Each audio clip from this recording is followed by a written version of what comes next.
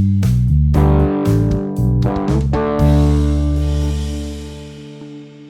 everyone, and welcome back to the SaaS developer community where we talk about interesting topics for SaaS developers. And today I have with me Dan Norwood, who is a founding engineer at Nile and previously cloud architect at Confluent. So one of the topics that is considered confusing, challenging, and a bit scary, frankly, for SaaS engineers is access controls. Like, I think we can all hard code if admins, and in some places in our code, anything beyond that, it can get a bit scary. It just feels like a very big space with a lot of depth to navigate. Dan Norwood here did access control for several companies in the past, familiar with the space. I invited him here to answer some questions and explain what we should think about and what we should not worry about, give us a bit of direction in this big area. Norwood, fantastic having you here. Yeah, happy to be here. Cool. So let's kind of start at the point where we want, someone, usually product asks for, I want real access control. And if you can talk us a bit through what does it usually mean, and then where should I even start looking in order to build something? Yeah, well, I mean, I think you actually brought up sort of like everybody's first access control is you basically say like, oh, the one user is an admin or like the owner of something and they have some sort of elevated roles or capabilities, I should say, some actions they can take that maybe other people can't. And so then usually when somebody comes in and they say, well, I want like real access control, they're talking about they want something like role-based access control. There's like attribute-based access control, and then there's reback is the like is relationship-based access control, which is sort of a joint of those other two types. So usually people are talking about adding one of those types of things to your system, and And yeah. does the choice of this type of thing usually is something that like would a product manager care about, or is it something that the developer can choose and the requirements are kind of orthogonal?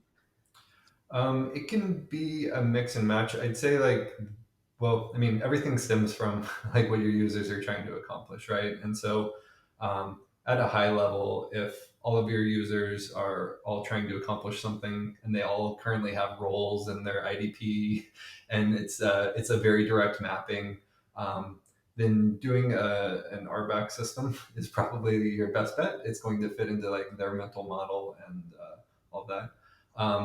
That being said, you can basically accomplish those things in like a reback or an ABAC sort of model too.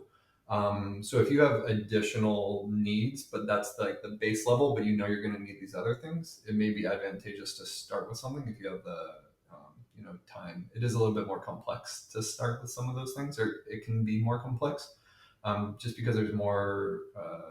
They're more malleable. They're more like you can do what you need and want with them a little bit better.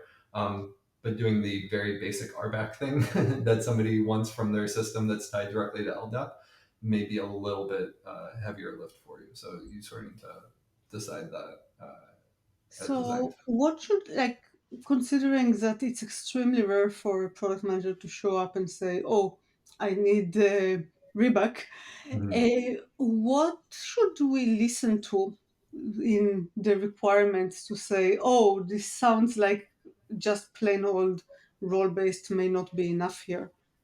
Yeah, so I think like for Reback specifically, if you have a lot of inherent relationships in your resources, where those relationships convey ownership or some sort of access controls that you want to pass along, um, then Reback is probably a pretty good approach for you. Like if you think a lot of the rules that you're going to want to be setting up are like things like I think like a standard one is like, hey, if you have read access in a directory, then you should be able to read all the files under it by default.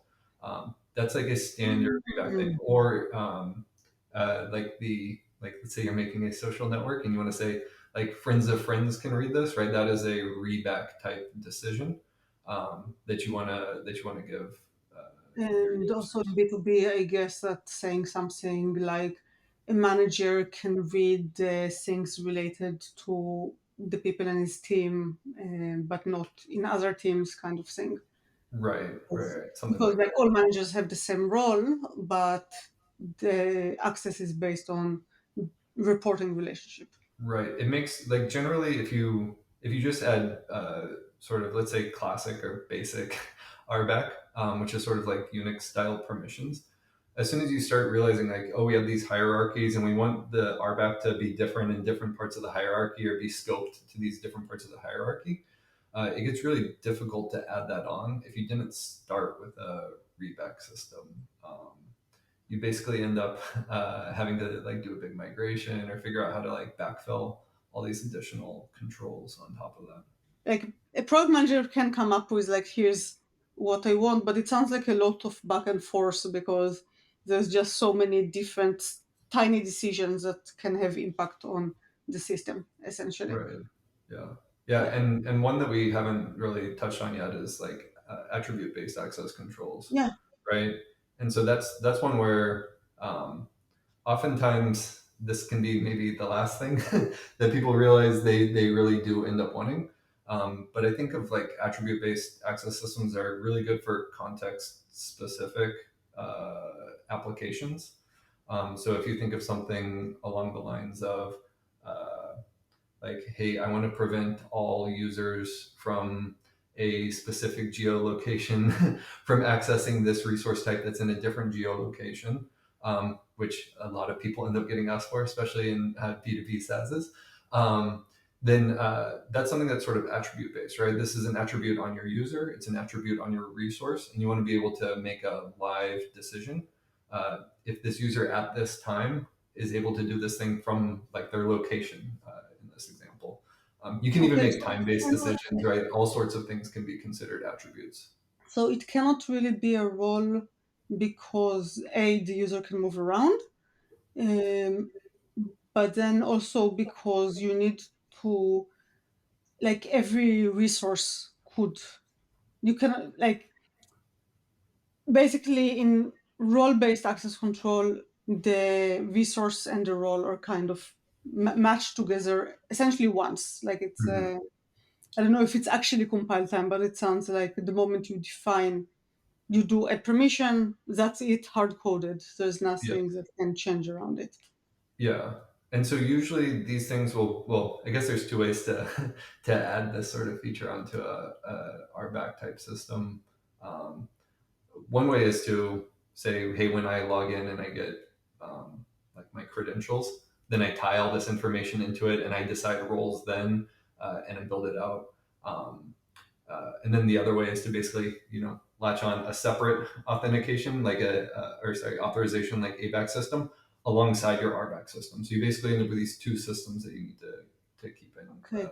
in It sounds complicated and maybe not something I would be excited to maintain, but it's actually quite powerful to know that you don't have to choose one and you're stuck with its trade offs. And then if you want something else, you'll have to migrate everything. You can kind of add stuff on later in Yeah, one yeah, way. and you can it can be it can it's a little bit of pain to keep it make sure everything's in sync and you basically end up with like multiple different places where you need to sync all of the state that you need to make these authorization decisions on, which can be a little bit painful, but I mean it's definitely like if you've gone down the RBAC thing and you need to add some sort of attribute based thing, it's not the end of the world. I should say it's not like you need a full rewrite all the time to accomplish that. Yeah. I think the thing about role based is that sometimes roles in your organizational end up would match with like the things that people actually need to do in their day-to-day life and stuff they need to access. But a lot of times they really don't. Like Mhm. people can get allowed to do stuff for a lot of random reasons that you may not want to go through HR in order to modify, I guess. Right. And I think a lot of the times, like, so if you're building something for B2B systems, you have to think about how, um, exactly this point of like, how are your users actually going to be able to accomplish changing their roles or changing these things? And so in a lot of companies, the team who owns roles is an IT team who has a different on-call schedule. They have a different way of going about things.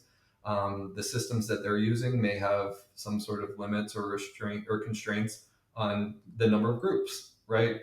And so if you're basically saying, hey, all of our groups map to roles, but we can only have 200 roles. Well, as soon as you have more than two, right, you can see that this becomes a problem.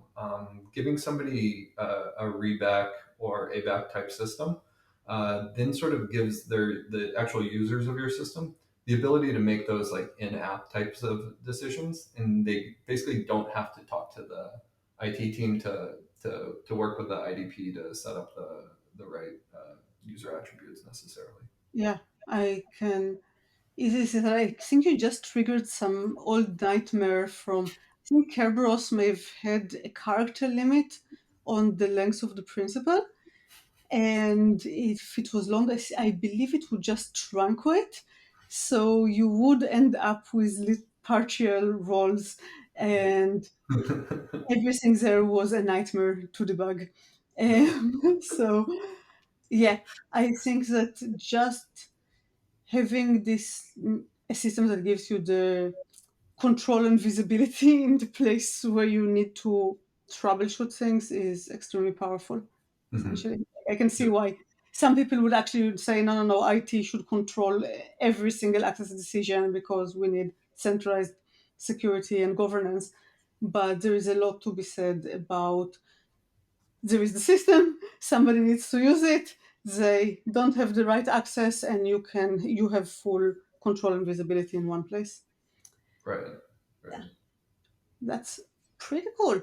So you touched upon something that I liked a lot, which is basically empowering the user and giving users the ability to do stuff. Now, having looked at a bunch of those systems, obviously they have their own rule language. Some of those are actually basically writing code. Very like any systems that the users are not developers, you kind of want to empower them, but also not ask them to write code while doing so. So, like any practices, patterns, thoughts around how to decouple things, essentially, like how as a developer you can build a system that will be good for users, good for you, and not expose extra complexity. Yeah, I mean, I think it's a really tough line to walk, right? Because a lot of it will depend on, right, like not only like what like product you're trying to build, right, but and specifically like what sort of users you're going to have, like how sophisticated are they, and how sophisticated are their needs.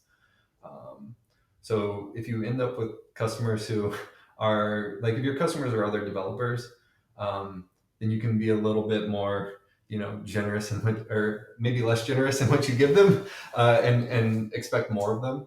And if it's not going to be developers, and you definitely need to go through and figure out how you're going to make this obvious and traceable and understandable by people, um, especially for something like an attribute based system.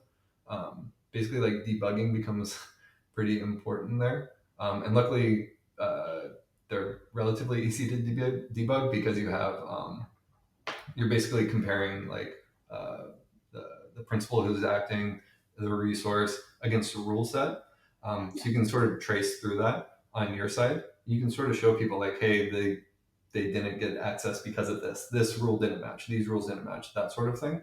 Yes. So you can help them trace through it on that side.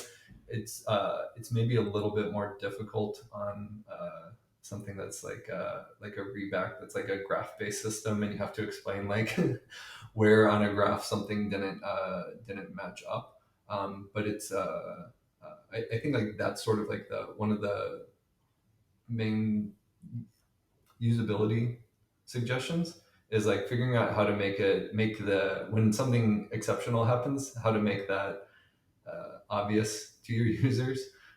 in Yeah, whatever system you're using. yeah, and I think that's like fairly common rule is basically make easy things easy, hard things possible, and then kind of build those guardrails and visibility around the harder things essentially. Right. Yeah. Yeah. Yeah. And like I had mentioned too, is like if you end up in a place where there's a lot of prior art on this sort of thing, that will sort of make your decision for you. Honestly, like the expectations of what people want to see in these systems is oftentimes like a large determinant on like what you're going to provide to them. Oh yeah, I agree. Right. I mean, if your database, you'll end up with grant, Yep. role, um read, query, update, etc. on those tables. It's like nobody expects ABAC on their database. On the other hand, On the other um, hand, there is row level security, right, which is yes, effectively oh, that's a ABAC big on deal. top of Yes, Postgres, right? So Postgres is what is a good example of a system that has built-in RBAC with granting, and then they layered on row level security on top of that. So it effectively allows you to write a SQL query that grants or denies access on a row level for every query. interesting. Yeah, I can see that. So in that, I'm just trying to put those things together because like users in this database will have roles, but then you don't directly say this role has read access on those resources. You actually write essentially code. SQL is, I don't Hmm. know if it's too complete, but it's definitely done close. Yeah. Uh, to and it's yeah. So that's a good example that you do the things that everyone is used to, and then you give extra with extra power, with extra ability to shoot yourself in the foot, Right. and hopefully good ways to debug it. Yeah. And Generally, and RLS is not maybe not a good example of an easy to debug solution. So I think like if you're trying to give your customers a solution, it should be something less complete than having them write full SQL queries against your system. And generally, it's something more like match up these field names, make sure these fields match. That sort of thing is generally like on the most other important. hand, there is a good match to the persona and the domain. Like Mhm. if you are Postgres, it's not unreasonable that your admin will know SQL, and therefore you can. It's a good way to give them this power versus if you were to give them write code in C sharp, it may be a lot more difficult to For get sure. this through. So it is actually a good example that you understand your user, you understand the domain, you understand what they know, and you build things around that. Another thing that can kind of always look a bit challenging is that in some systems there is basically a lot of microservices. Like even relative things that look simple to us as users. I'll give a non B2B example. Airbnb looks extremely simple if you're a user. They probably have like 5,000 microservices back there. And at the end of the day, if I have certain permissions or I don't have certain permission, it somehow has to be enforced in tons of different places across a complicated, I don't know, mesh of Mhm. things. Are there any like good practices, things we should consider when we build it to basically let developers build microservices and easily enforce permissions that come from somewhere else? Yeah, I think so. There's multiple approaches as there are with everything. I think like it sort of depends on if these microservices need to be exposed to customers or not. I think is sort of like one of the top ones, right? So there's like this like inside outside view, and basically everything that you need to expose outside definitely needs to have a unified access control mechanisms on top of it. Like you shouldn't be able to hit from one microservice and then internally change something that you shouldn't be able to from the other one, or vice versa. Um, uh, but I think like when you come inside the veil of your company, your system, um, you need to decide if it's important for you to be making those access control decisions internally, or if you can put a facade on what you're exposing to your customers and only do the access controls there, and assume once these access controls pass, you're good inside of your system, right? So you may have something like a user, like a widget that you want users to operate on. They make a bunch of changes to that, and you say, "Is this user allowed to make these sort of changes on these widgets?" That then internally you go do a number of different things, right? So like the control plane, data plane examples that we have, you may have sort of a here's the thing that we want to deploy. Can I make these changes? Then once that decision has been made, then the internal systems all can just operate on trying to make those changes happen.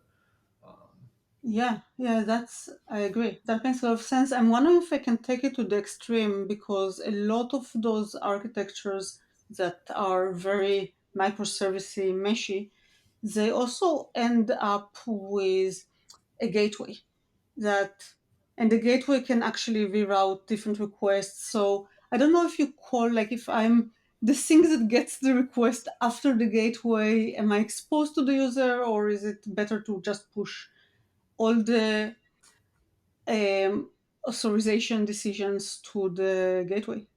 yeah, well, it's a depth of approach sort of thing, in that I think like normally pushing something out to the gateway, or your first step is probably not to push it out to the gateway, I should say, right? Your first step is probably to get it integrated into your actual serving system that makes a decision on do you get this object back or not. Can that makes that sort of decision.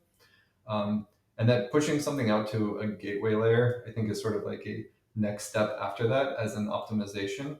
And that you can at that gateway layer, you can see like if somebody is sending a delete request, for example, and you know there's no chance they're going to be able to succeed, you can fail that request right there. Right. So there's a lot of sort of optimizations you can get by pushing it up there. But where you're actually talking to your database and saying, can I show this object to the other thing? I think that's the prime position to start all Okay, sorts so of. you're saying that actually you want to start as close as possible to the database, essentially, being the source of truth, and then you kind of can Yep. go up out there as optimization. And Right. it probably Actually, slightly more RLS is difficult. another good example Sorry? of that. RLS is another good example of that inside of Yeah, Salesforce. exactly. I mean, there is a bit of a limit on how much you can push down there, I Right. guess. But as long as it works, it does feel very secure because no Mhm. matter what people do, it will have to end up in a database, and you know Right. that it's bad things will not happen. I'm also thinking, like, in terms of team architecture, and I'm asking you that because it was like almost your speciality, at least at Confluent, to actually align teams and architecture in a way that people feel good about how they work, I would say. Do you have recommendations, like, um, if we all want to have, let's say, RBAC, does each team interpret what a role means to them or what roles they want, or do you recommend, if it's on the gateway, do we actually make the gateway team kind of a bottleneck to all security decisions? If it's in database, like, does it depend on which team has what database? How do you align that part? Yeah. Well, I think it's really tough because it is sort of also questions like this are always sort of like what works in the company that you're working at and all the people that you're working with. And so I think like a having a team that sort of owns uh, uh, like access control or authorization is, I think, a difficult thing to have them actually own authorization as a concept and the implementation thereof in each system, right? They basically need to be a gating factor. If you do something like that, you basically need them. They're like best practices. Here's the whatever. Here's the systems we use. defining how all of these things work. So like your question of like what roles do we provide, all of that sort of thing, is probably something that they would be involved in. But actual implementation teams all need to do their own thing, right? Each one of the like microservices that you're building that customers are speaking to, they all need to like understand how to map those roles into their domain that they're working in. I do think that's probably in my mind, a clean way to do it. So you don't end up with each of your microservices with a different concept of each role, right? Like these roles are things that product managers are going to need to like think about, talk about intelligibly. Your sales team is going to need to sell it correctly, right? Like everybody all the way up through documentation. And so you can't end up in a place where somebody has decided that read in our microservice read inherits down the chain, and then this other one it doesn't, right? Yeah, So like high level, like big, like how the system actually works, I think needs like some sort of central thought, development planning, where all these things are stored, all of that. But I do think each individual product team that you have, or feature team or whatever, uh, um, should probably go through and needs to use a common library to build it out. yeah, that makes total sense. And you just mentioned something that I want to tie it back because I just realized how conflicting the role-based access control really is. You mentioned that the product manager has to come up with roles that are make sense in their system, which I agree. Like if you're Confluent Cloud, you need Kafka cluster admin, you need like I don't know, they probably Mhm. have like 5 different roles that only make sense in the context of Confluent Cloud. But if you look at the LDAP, I bet that there is no LDAP in the world that even has Kafka admin as a role. Like in maybe few companies, most of them, it's there is someone who is a Kafka admin, but the role is probably very different. And he also happened to be Cassandra admin, Elastic admin, Kubernetes admin. We all have a lot of hats. Um, so this is an example where, but literally, no matter what system you choose, you are not going to get the benefit of like very easy integration into LDAP. Yep. Yeah. Yeah. There's always some level of mapping that has to come out of your IDP. Especially since all of your customers will have different opinions on how they want their users, how they want their groups set up, what attributes they care about, or I mean, are legally allowed to put in their system. Right. There's a lot of constraints when you start getting into the nitty gritty of what people want to make authorization decisions on, and what your users and customers can actually provide you. Yeah, in many ways, like designing the customer facing side of the authorization system is really taking the fact that everyone is different and they will have their own requirements and they will be extremely attached to their own requirements because they believe this is literally the only secure way of doing things. And then on the other hand, you know your system extremely well. Like this is where the product team comes in and basically guiding the customer toward mapping their internal security story into what the product actually is and what are different needs and different capabilities is kind of the entire thing. Seems Yep. ridiculously hard. Yeah. Yeah, I think it's funny because like there's all these options on the technical side, and then a lot of the problem is really talking to people and figuring out like what they actually need and want and are capable of even doing. Up to a product manager and a product team to figure this all out, the story out. Makes sense. Okay, I think last one. We talked a lot, I think, from the product perspective and from the customer perspective. But since you implemented this thing again and again and again, you probably have good lessons learned. Can you just talk us briefly, or maybe the highlight reel of I have a new feature that I'm adding to my product, and we already have maybe access control. I need to somehow intelligently apply it to my feature. What does I have to do? What does it actually mean? more from the engineering side, because I understand now understand how many product conversations I will have to go through. Yeah, so I think there's a number of different places you might be adding this, right? So if you're building sort of like a, let's just say you're building like a monolithic type web app as like your base case here. I think like hopefully you have if you already have an authorization system set up, there should be some sort of like well set up guide for how to go about like filtering objects, right? Because you'll basically be doing a call to your database and then running that through a filtering access in most systems that exist. There are some systems that basically you fill that system up with all of your data, and then when you query it, it all happens. Um, there's like pros and cons to that, but if you're doing that, then there's very little you need to do other than sort of some configuration. But I do think like one important thing to keep in mind is just like once you start adding these features, it becomes paramount that you do them on everything, right? Because like these are sort of like it's like most security features, I guess, in that like any hole is can be like as bad as every hole being open, right? So it's like it's just very important to have it all lined up in line with what the rest of your authorization system So is. let's see if I can think it through.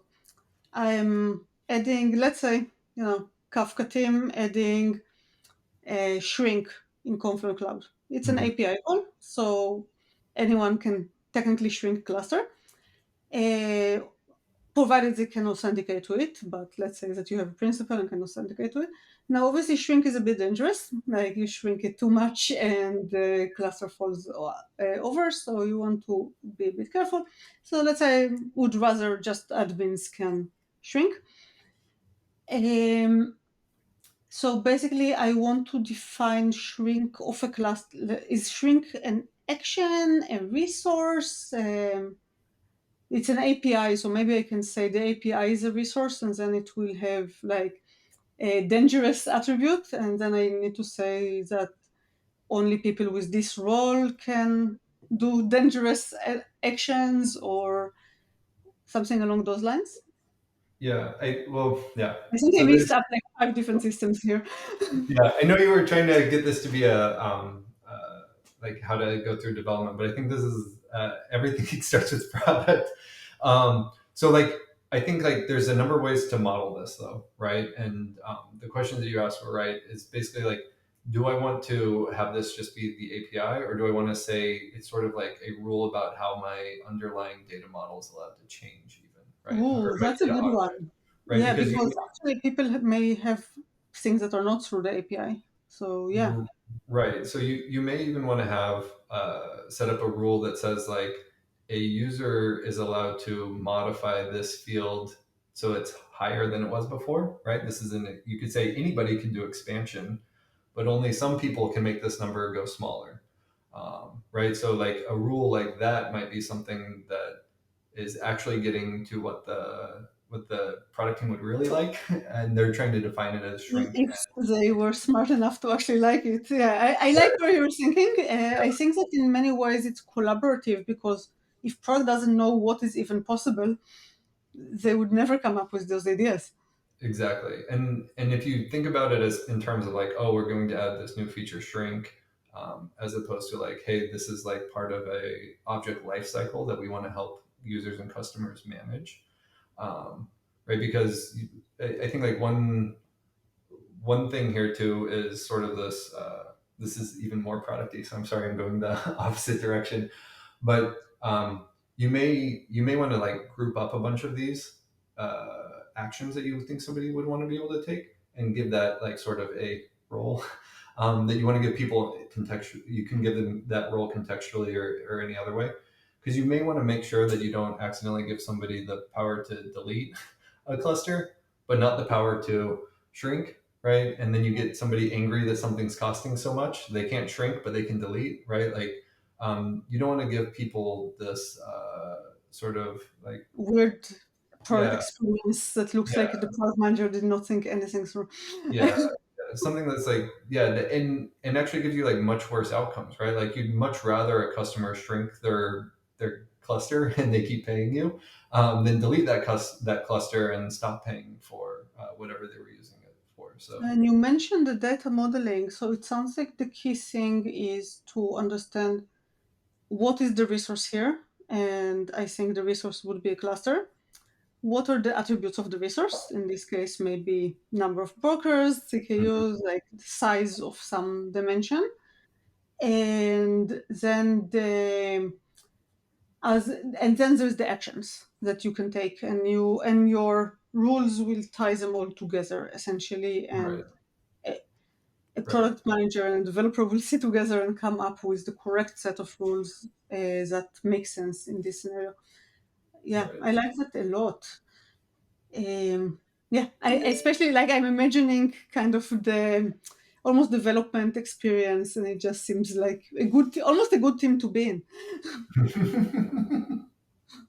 Yeah, and I think it's one nice thing about thinking about things in like a reback or ABAC model too, for on the developer side, is it sort of it'll force you to make a better product decision, I think, because you sort of do need to take these things into consideration, right? So it's really easy if somebody's like, oh yeah, make this an admin thing, right? Like admins can do this, right? And then it's very like hitting a hammer, right? Like you're using roles as hammers on everything, and basically you end up with divorcing like developers from actually like thinking about how their data model is changing and being used by customers. Whereas if you have to actually implement these things in a more like product coherent way, um, it Yeah, brings you closer to your what you're actually doing. and definitely a great reason not to just throw everything at the poor gateway team and tell them do some stuff with this new APIs that I just added. Yeah, just filter Yeah, out these calls. yeah. Something that I'm kind of trying to map my mind. I'm just upping the product game here a bit. So obviously, I want people to be able to expand because it's safer and makes me money. I don't want them to shrink as much. It can shoot themselves in the foot, and I don't get anything by letting them do that. Um, what if I want to be a bit more sophisticated and say, actually, you can shrink unless CPU is over 70%, in which case it doesn't even matter who you are, just don't shrink. I'm leaning toward don't let anyone shoot themselves in the foot. Right. Is that 90% CPU an attribute? I guess it would be, right? Yeah, well, I think so. This is definitely something that can be accomplished with an authorization rule. Um, and it maybe makes sense because you would want to have an escape hatch where there's an admin level or there's some sort of, God level user who can click that button and make sure it happens. Um, so yeah, I think like in this case, basically you would have like your cluster object could have like a status field or a status object on it that has various things, and then you can make this is a point where like the ABAC hyper contextualized rules makes a lot of sense because you could say like, hey, anytime you see status with whatever CPU greater than 70-80%, like disallow all all shrinks, unless it's an admin or unless it's the owner or something, right? Mm. Um, And and then we so, can actually make the status a bit abstract, like basically safe and overloaded. right, And we can just play in the background around what exactly overloaded would actually be. yeah. I mean, you could, yeah. One, I'm sort of a fan of the attribute based if it hasn't come through. But like one of the like fun thing, like there's a lot of like fun for me, um, sort of things that you can come up with, right? So you may say like, hey, somebody, if their user attribute says that they've only been at the company for less than a year, then don't let them shrink if it's higher than 50%. But if they've been here for more than a year, then they can go up to 70%, right? So there's all sorts of sort of like these contextual time-based controls, like all sorts of interesting sort of little like wrinkles you can put into authorizations, um, that yeah, you can only sort of like Grok can like really come up with when you internalize this like live decision making. Yeah, honestly, it actually sounds like a lot of fun. Um, Definitely. I mean, if someone is inspired, I recommend hitting up Norwood for a conversation. Yeah. Um, what about testing? Like, it's clear that I have a lot of power. My experience with great power come great responsibility, and I can super easily build a bunch of rules and just completely break the system. How do I stop those before they break the production system? Yeah, I think it's really tough. I think this is a point where ABAC, I already sort of alluded to this. It's a little tough to debug RLS, which is a sort of ABAC-y system inside of Postgres. It gets a little bit tough because you end up with multiple rules that all need to be evaluated simultaneously. There's usually some sort of structure to how those rules are interpreted. Either they happen in a specific order, they have default allow deny use cases. They all give different grants, and those grants have order of precedence. Um, so all that can be bad. I think like the high level in something like that is you need strong error reporting or results reporting, I should say. It's maybe not an error to deny somebody, but giving them, or more importantly, probably the developer, a traceable way of understanding why that decision was come to, so that they can go about helping. You may not want to give your downstream user all the information about why, because it can sort of leak. But you definitely internally want to have enough logging and tracing in place that you can give when a customer calls up and complains and says like, "Hey, I'm not able to do this. I'm getting authorization denied."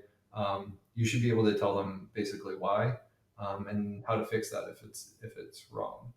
Um, yeah, so I think it really is a tracing and logging uh, Yeah. need. The other thing is that, first of all, tracing and logging is great because you kind of tie it into explainability, Hmm. which is really the one of those fundamental things that I like having in systems. Why is this thing? The more complex the rule systems are, or if you start, applying AI to your access, Right. definitely like just having good fundamentals. How do you explain the access decision Hmm. can solve so many different problems. Yeah, Eh, and one common problem here is right, like just like time as a variable. In that, if you have an attribute based system that is making these contextual decisions, um, those will change as people move around the country, as the day changes, right? As external systems change. And so part of the logging that's necessary there is like just like most streaming systems, like if you've ever debugged any sort of streaming system or like live system, knowing the current state of where things were and why they happened when they happened versus what the current state is now, and trying to think back, well, what was it back then, is hyper important. So you basically want to have this, yeah, like if I was a UI designer, it'd be like some slider to take me back in time to show me like when this decision was made. Um, uh, what Here was the are actual the state of the attributes. world? Here's all the rules. Yep. Here, yeah, yeah, Yeah. definitely. And this is, by the way, a generally useful capabilities that I feel more systems should incorporate. I'm thinking about AWS billing, um, being able to actually understand because things go up and down through the months, being able to really tie those. This person did this, and therefore we started also charging for those.